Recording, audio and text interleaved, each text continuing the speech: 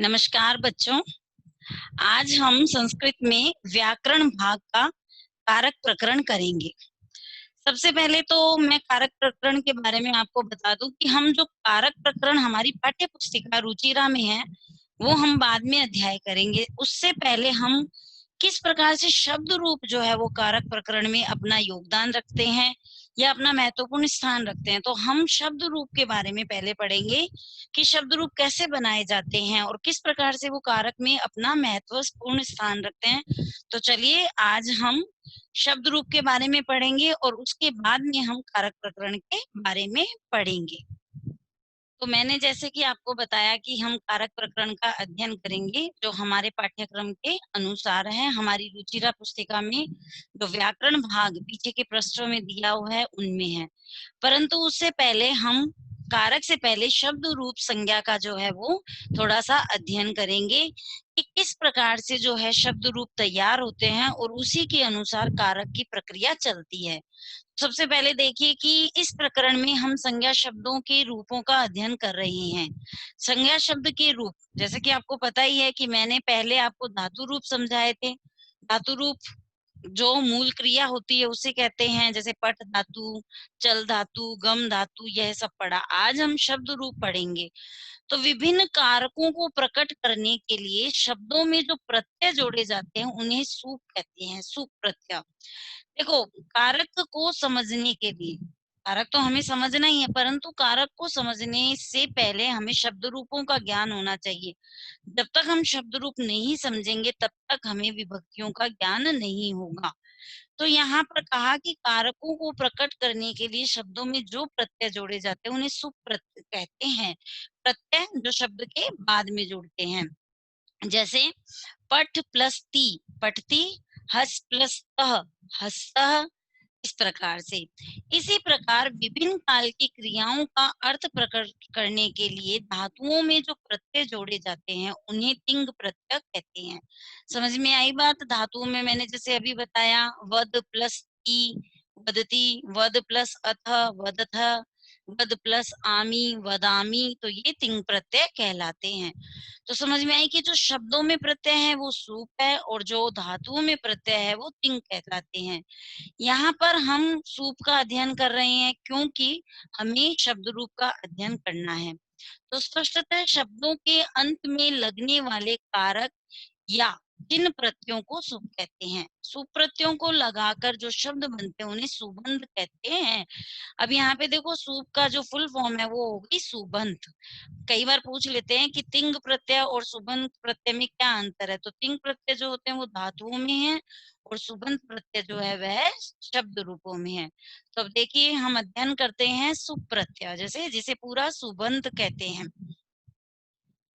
यहाँ पर आपको एक टेबल दिखाई दे रही है जो कारक टेबल भी है, जैसे सुप प्रत्यय भी बोल सकते हैं और जो कारक तालिका भी है। जैसे देखिए, हिंदी और संस्कृत में विभक्ति में डिफरेंस होता है, अंतर होता है। संस्कृत में क्या होती है, 7 विभक्तियां होती हैं और जो लास्ट होता है उसे अष्टमी विभक्ति न कहकर उसे संबोधन कहा जाता है।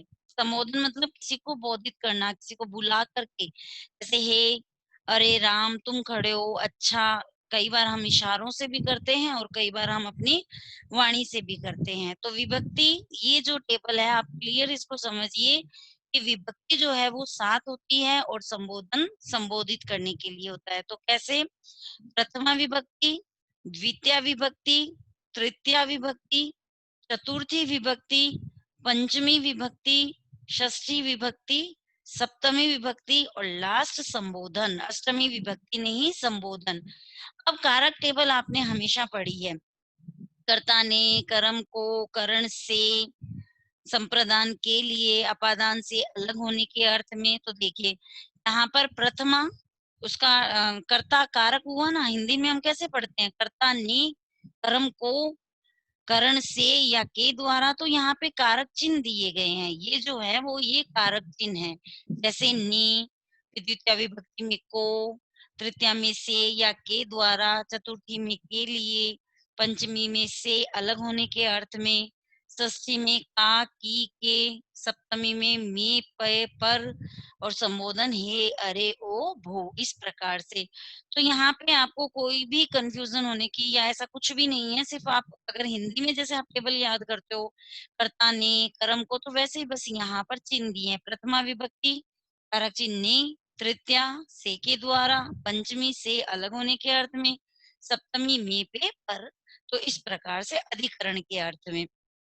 अब ये पूरी टेबल देखो, एक वचन, द्विवचन, बहुवचन, ये हमारे दिमाग में पहले से ही है कि 3 वचन होते हैं, एक वचन, द्विवचन, बहुवचन।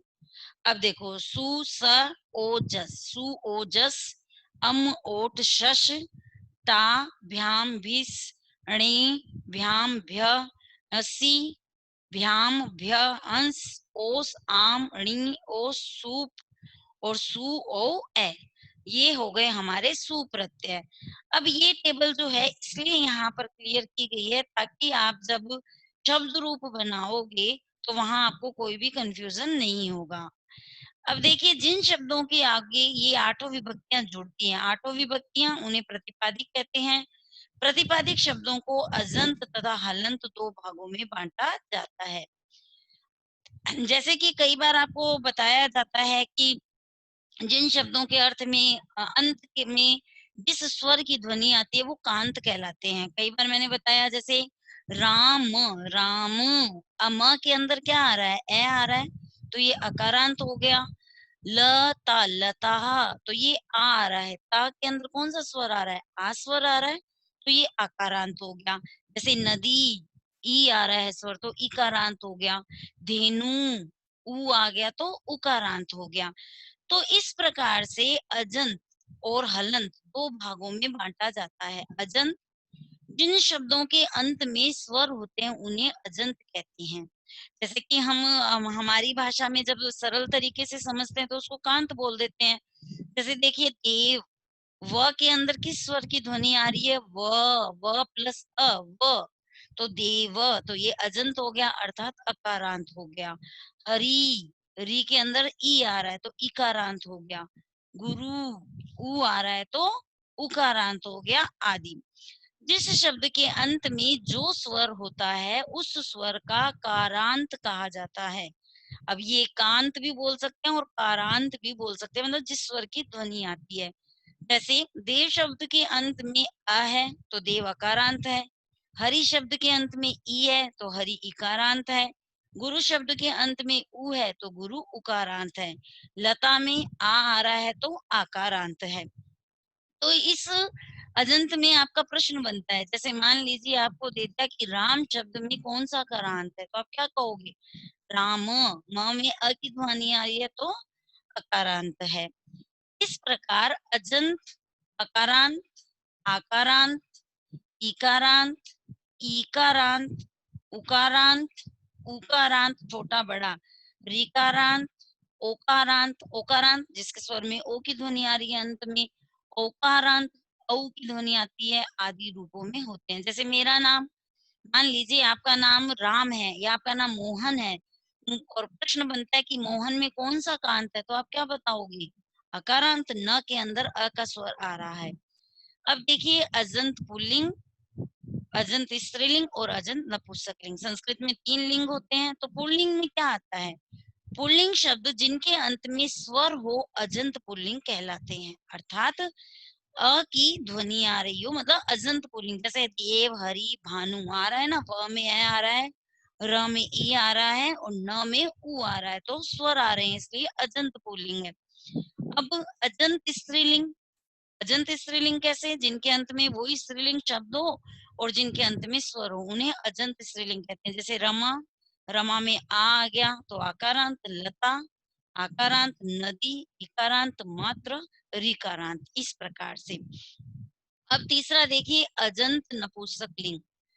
ये सब इसलिए समझाया जा रहा है कि जब आप शब्द रूप करोगे तो आपको वहां पे कोई भी कंफ्यूजन नहीं हो कि ये अकारांत है या आकारांत है। जैसे मान लीजिए ऐसे पूछ लिया कि लता शब्द जो है वो क्या है, तो आप बताओगे लता शब्द स्त्रीलिंग आकारांत, इस प्रकार से। अजंत नपुंसकलिंग, नपुंसकलिंग जिनमें हमें बोध नहीं होता कि वो स्त्री जाति में आ रहे हैं या पुल्लिंग जाति में आ रहे हैं। नपुंसकलिंग शब्द जिनके अंत में स्वर हो उन्हें अजंत नपुंसकलिंग कहते हैं। जैसे फल, अकारांत, वारी, मधु, वस्तु आदि, इस प्रकार से। अब देखिए हलंत शब्द। हलंत शब्द जिन शब्दों के अंत में व्यंजन होते हैं। हलंत का मतलब क्या होता है? हलंत का मतलब होता है आप किसी शब्द के अंदर एक चिन्ह लगा देते हैं। चिन्ह कौन सा होता है हलंत का?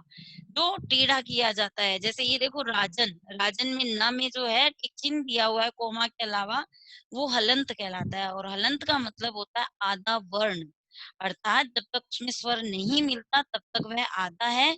व्यंजन के अंदर स्वर मिलेगा तभी वह पूर्ण रूप से बनेगा। तो जिन शब्दों के अंत में व्यंजन होते हैं उन्हें हलंत कहते हैं, मतलब आधा वर्ण।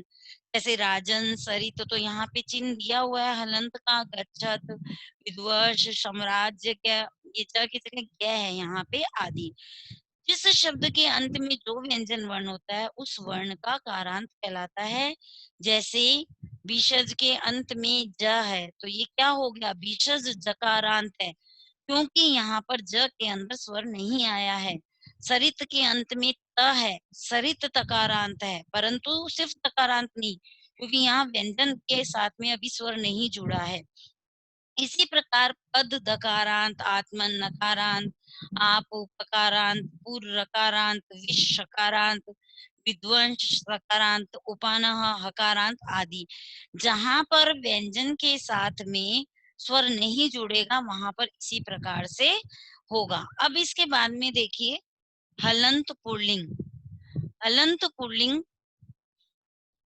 तो आपको समझ में आई बात कि हमने अजंत पढ़ा। अब अजंत में सिर्फ आप कारांत को ध्यान में रखिए, और हलंत शब्द में आप बस इतनी बात ध्यान रखिए कि जहां पर हलंत है वहां पे हम स्वर को नहीं गिन सकते। अगर राजन शब्द के न में हलंत है तो आपको वहां नकारात्मक कहना पड़ेगा, ठीक है।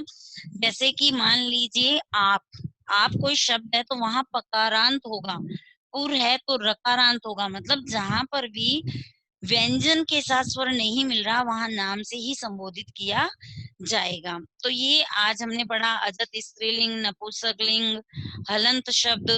ये सारों का ज्ञान हमने इसलिए लिया है ताकि हम आगे जब कारक प्रकरण करेंगे तो हमें हिंदी से संस्कृत बनाने में आसानी रहेगी। तो जितना आज आपको पढ़ाया गया है आप उसका अध्ययन कीजिए, उसको समझिए, और कहीं पर भी कोई कंफ्यूजन है तो मुझे पूछिए। तो आपको ये सब समझ में आ गया होगा। धन्यवाद।